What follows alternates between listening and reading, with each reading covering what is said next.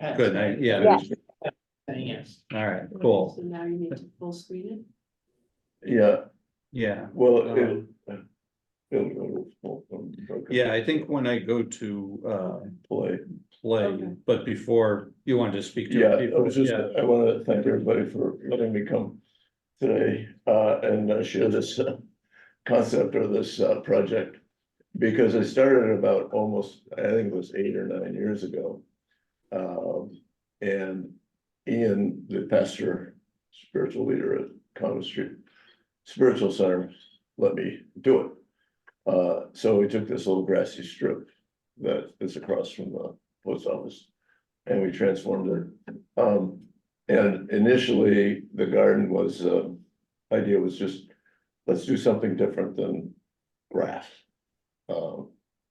Let's try to put in there something that's kind of good tasting vegetables and plants and herbs, and then something that would be very friendly to butterflies and pollinators. Because among the other little campaigns that I do in Natick, I'm a big I love that, among other things. I'm a vehement enemy of mow and blow landscaping. So I'm always trying to encourage people to try something different than just green pavement, which is what they call another name for lawns. And there are plenty of grassy lawns. I went to the high school a few years ago and I had worked a little bit with Dr. Sanchioni, and I introduced this idea because the new high school has a beautiful front grassy space. And I said, you know, we could make a really great garden out there. It's all sun and it just looked beautiful. And I didn't want to go for that. I think the prospect of maintaining something like that, if you transform the grass, is daunting. And I don't mean to disparage DPW all the time. They do a lot of great stuff, but the vision of what our common spaces look like is pretty limited. And it's very traditional, a lot of grassy skirts everywhere. And we could have so much more diversity and interesting landscaping going on. So that's how the Garden of Hope and Peace started. It didn't have the peace part of it. We called it the Garden of Hope. So you'll see in the slideshow, we transformed it a few years ago because of this renowned world leader in the peace movement. He's this is an amazing young man. Now he's 40, I think. And he was a survivor of the Rwanda genocide. And some of you have met him, you know. Yeah, he's spoken here, I believe. Yeah. Yeah. Did he come here and speak Yeah. sometime? Yeah. Italy. Yeah. Yeah. Mhm. And just an amazing story. And so many of you are familiar with it. Won't go all the details, but now the garden is also dedicated to his projects. And so we have one here at Common Street. We have one at my house, my backyard. And it's to honor his work, his amazing work, all over the world, but especially in Rwanda. So that's, when we're always looking for helpers. The last thing I'll say about the garden, its location is unique. Because that's one of the busiest sidewalks in Natick, right there. At the across from the post office. People, and some of you know this, you worked on the garden with me. People walk up and down the sidewalk all the time, and when they're digging or weeding or something, they say, we love this garden. How do we get involved, you know, and they're really excited about it, and it's just a very small garden.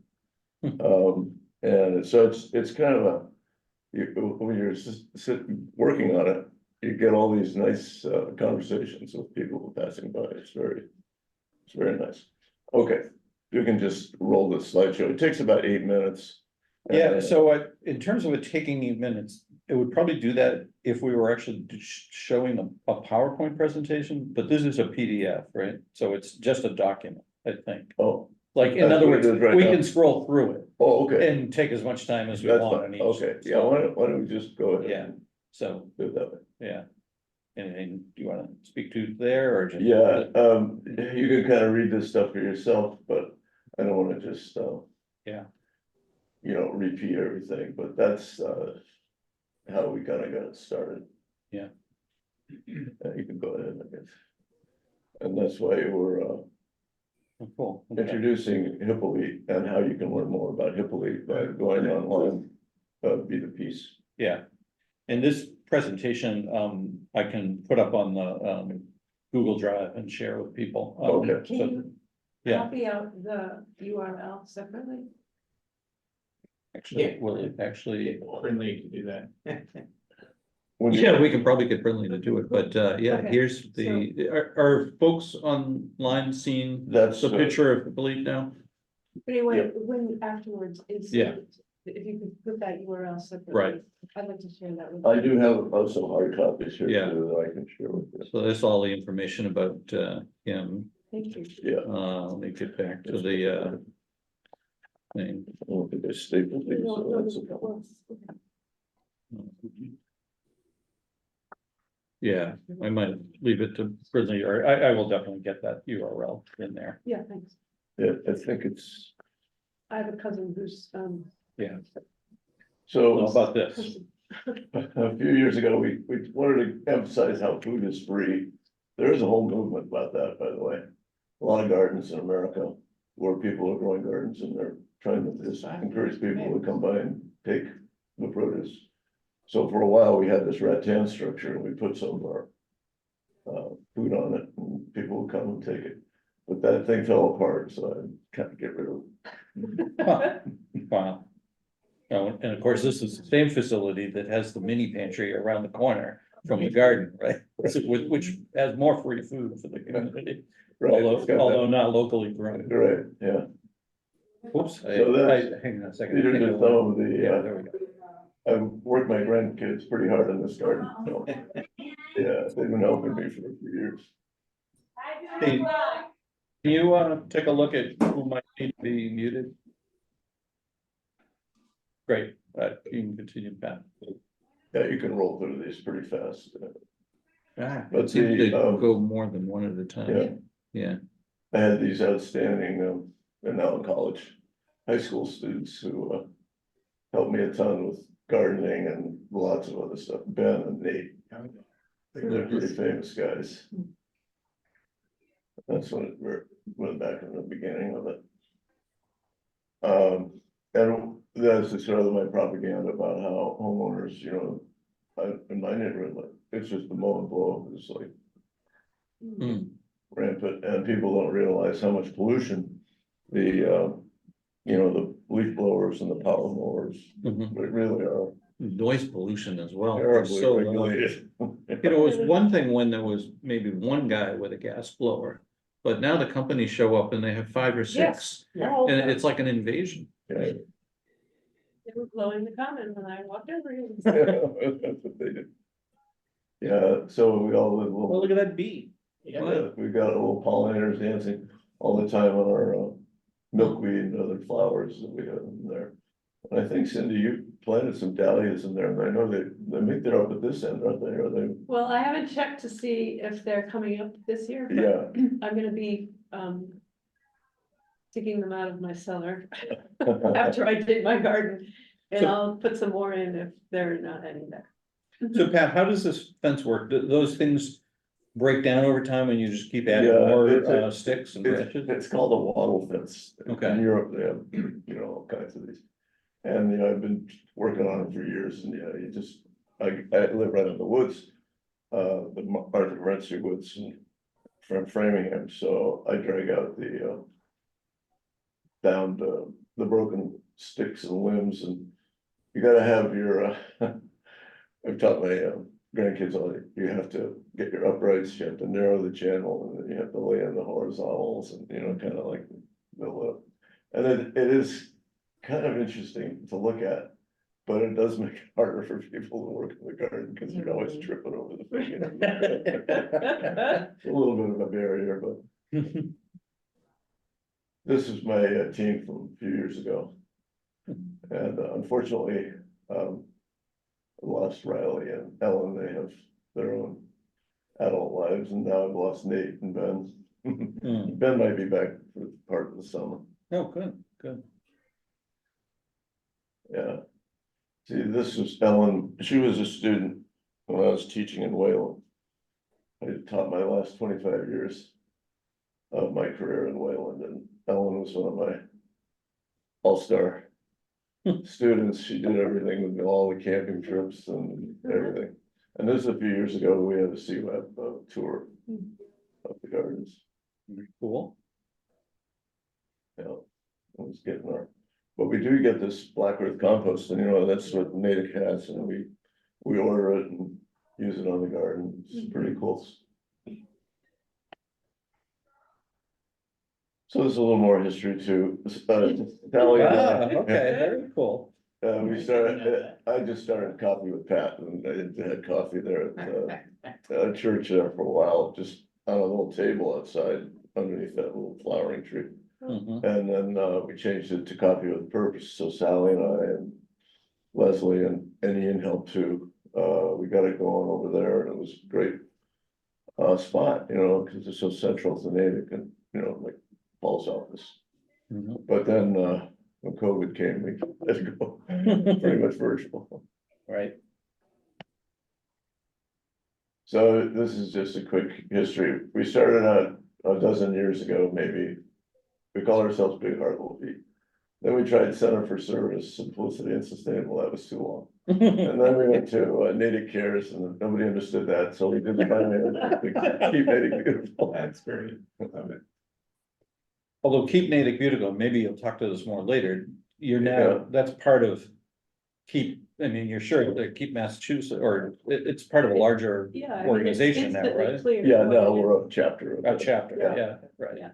yeah. Yeah, this is over 10 years ago, I think, or so. Bo and my grandson, they lived right in our house, and so he helped me with things in garden. But that time we were in that campaign, to get rid of the nasty plastic carryout bags and get people to use reusable containers. So it's a multi. And we tried corn a few years ago. We got some nice big ones, and maybe a dozen or 20 years of corn. But we haven't tried that in a while. Marigolds kind of help keep some of the critters and pests out in the garden. Mhm. And then, Yeah. milkweeds are very good. And I brought milkweed seeds because I Oh, pass them out to anybody who wants to That's put them in their butterfly yard. weed. That's butterfly weed. Yeah, it's not. not milkweed. Yeah. Sorry. All right. That, Hmm. yeah, the butterfly situation is pretty serious. I'm trying to keep the town from cutting down the milkweed that's growing in their front of the town hall. They cut it down. They cut it down, Yeah. yeah, they snip so much. Hmm. One thing I will say, is that the new Kennedy has some kind of mowing policy where they actually are not mowing right up to the edge of the building. They have, a little meadowing going on from about a foot out. I don't know. No, this is in mulched area, the mulched areas Oh, where okay, the milkweed is growing. And then I talk to them, and then I go and talk inside the town hall, like, can we please not have them cut down? And then a week later. yeah, these guys are real. Their mowing blow brigade is great, and Sally and Tim, Oh, they sorry. moved, they moved here in 2017. So they became, I put them right to work, and they helped me out a lot on the garden over the years. And that's Matthew, I think that could be Laura Niedermeyer, I'm not sure. And then Ian's Children's Circle at Common Street Mhm. does some work on it over the years. That's good. This is a few years Pretty ago. iris.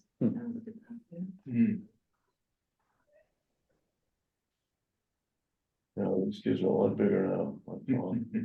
But they still have good memories of doing this. Yeah, and these are really cute things.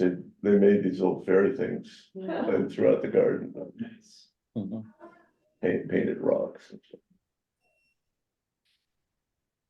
So that at Pumpkin Pine where I live, this is my little setup. Ben and Nate helped me a lot, and we did the stick fencing. Yeah. Around the beds and yeah, you can keep rolling through it. Yeah, that's Ben and they helped me build these little greenhouses. We did grow some from seed. I haven't had much luck. You know, I didn't get the greenhouses built this year, but. Are those built from a kit or did you Yeah, put it in was those? kind of or- Amazon line, you know, I don't know where I got it. I think it was Amazon. That's cool. Oh, interesting. And that's Ben, he had this concept interesting, you know, to plant them in wheelbarrows, so we filled some wheelbarrows and then we tried to move them around to the sunny. This is the real sunny side of Yeah. Palm Street, and it's a great growing area, so we put them over in the parking lot, tried to move around a little, but it sort of worked, but it was a little difficult to water. And this is a sign I made, my daughter Miriam thinks it's kind of goofy, but I made that for her. Yeah, these are just a few more. And we did some water capture at my house. We got these big toters. These hold 275 gallons. Now I've got two of them. And you know, you just, the downspouts just run into it. And I have hoses I can connect and, you know, run through the yard. You can't get a spray, but you can get a trickle of, if you just move the hoses around. Yeah, And I got about 4 of those, 4 or 5. wow. In one rainstorm, that's 185 gallons come off the roof, you know, like an inch rain. Yeah. That's a lot. Yeah. A lot of water. Yeah. So these were just some of the links to the, you know, the Native Community Garden Program. You know, which we battled and fought for that. Erica was part of that, of course, and other people, because a lot of people in Native have shady yards and they just can't, you know, really grow them, but the community garden program is really nice. Can you explain where each of those is? Explain to each of those. Where they Where are are? the locations? So JJ Lane. Park. JJ Lane has about, Where is it? it's on Speed Street near the National Guard Armory. The National Guard. Head Readiness north Center. from Roach Brothers and 135, go over the Okay. railroad tracks. It's, yeah, it's right there on Speed Street. Okay, I don't think that's the name of Eric Markman is at the time was pastor at church on Hartford, the Hartford Street Presbyterian. Okay. Really good guy. And then they took that property that's there in between a place to turn and Eric's church, and they built a substantial number of beds there. I think J-Ball helped a lot Yeah, with that. there are about 60 beds there. Yeah, okay, thanks. Are these links to these gardens? Or, At time, I don't know. if it's I just have- trying to go to the town I site. think you can go to the town website. Yeah, okay. And the Navy Yard? Navy Yard has maybe a 20 or 25 beds. That's the Eric Markman Garden. It's named after Eric. Oh, that's named after Eric. Oh, okay. Yeah, the one on Hartford Street. Oh, yeah. right. Navy Yard, I'm not sure whether they're named after anybody, but they exist there, the field, the tot lot, the basketball court, and that's right there on the CRT, you know, right? Yeah. Oh, yeah. Along Okay. there. Mhm. It was the busiest parks in Natick. Mhm. Every nanny Mhm. in Metro West is bringing their kids there all the time. Brand new equipment there. Oh It's a my beautiful God, park. yeah, it's just so popular. We're trying to keep up with Yeah, the trash and the recycling, but man, it is tough. Mm. Because the town has sadly gone to a sort of fantasy world of carry in, carry out. And it's not working at several places. Hmm. But that's another Yeah. discussion, another time. and where are the Erica Ball? They're right over here, you know, behind the Marianne Morse, the Yeah. mansion. Yeah. So it's. No, it's no, not Marianne Morse. Not Marianne Morse, sorry, excuse me. Between What's the in- housing authority and what used to be the there was a nursing home. It's the red property next to Coolidge Gardens. I know where it is. Yeah, I see it from I the know. back. And That's it's right. recessed between those two buildings in the back. And it's got, I think, 40 plots and they're all spoken for, I understand. Yeah, So, there's a list, I think, for some of these places, yeah, That's great that a lot Thank of them you. are ADA accessible. Yeah. That's terrific. right. Yeah, cool. So I think it's all on town website, even more updated. This is a little bit out of date, so. Yeah, And, yeah, just, that's it, that's our, little Garden of Hope and Peace project. Get involved if you like. yeah, and so when Uh, people want to do that, how do they? do Yeah, they that? just, contact me, or I have a really good friend who's helping us too, and her name is Annie Eisenberg. Some of you may know her. She's kind of a nurse that works with elderly, clients, and she makes these beautiful signs. And she made a couple of signs we have on the yard, so we're gonna be able to put these in the garden, you know, where things are located, so we'll have a better idea of, what's there, you know. That's Nice. cool. They're really nice. No, those are great, yeah. And Brindley, thank you for putting those links in the chat. What have you got there, Pat? The seeds, these are I give these out as much as I can. These are milkweed seeds. So you can, take some home I'll and spread plant them in them here. all around the town hall. Yeah, please, yeah. See if we can get them.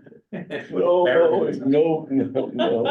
Put rocks around them. Thank you. Yeah, Yeah, cool. I've been pulling out garlic mustard. Oh, may I just make a plug for that? Sure, Sure. yeah, I think we're kind of Can at you free Google time. garlic mustard and show? Please. So this is the week, last week, this week, if you walk down any street in Native, you're gonna see these beautiful little white flowers on stems. That is garlic mustard. It's a terribly invasive plant. takes, You're gonna get rid of it. It has to be pulled out by the roots. And apparently what happens if you do this when the flowers are in bloom, the flowers will, even if you just leave it there by the side, they will make their seeds and dump their seeds even after you pull it out by the roots. yeah, they're. So if you can't take the whole thing and put it in a plastic bag and leave it in your driveway to cook, you can throw it in the trash, or you can pluck the flowers off and take those home with you, put those, but they have to go in trash. Can't compost. Not in the compost. Oh. Your problem. And, yep, you can, like, you see them everywhere, and the seed pod makes a, like, kind of like a little bean that sticks up. Once, and I don't know if you can see any of those there, and then it will like pop open and explode with all kinds of seeds. It's like a dandelion. I can say it's really, really easy to pull if you put your hand down at the base. It's not like some of the harder invasives to get out. This one is really easy. If you don't pull it from the top by the flowers, if you just grab it down by the base, where it goes into the ground, the roots usually come out really easily. Yeah, they're very, And you very can shallow eat it. roots. It's, you can stir fry it, you can freeze it, it's got a pretty good You flavor. can make Right. it, What were you saying Pesto too, was- Sarah? Oh, I was just saying concurring with Brindley, the roots are very shallow. We had an invasion of it here in our yard a number of years ago when we had removed a dead bush and the ground was disturbed, and invasives love disturbed ground. And I didn't know what it was. And I thought, oh, look at that. My whole slope here is covered with this nice new growth, which I initially thought was violets, because when it first comes up, it doesn't look that different from a violet. And I made the mistake of letting it grow.